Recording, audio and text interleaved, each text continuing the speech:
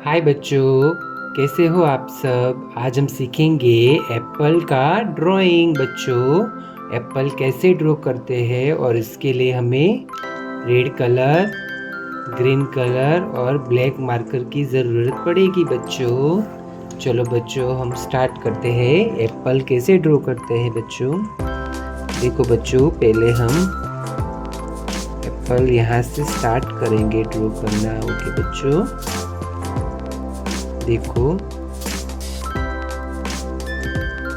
ये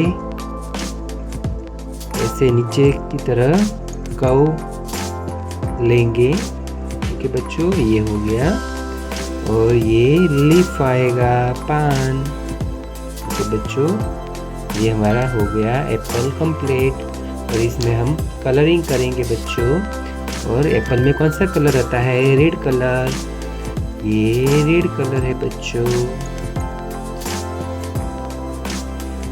ये red colour.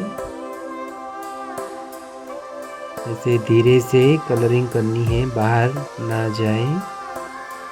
Okay बच्चों,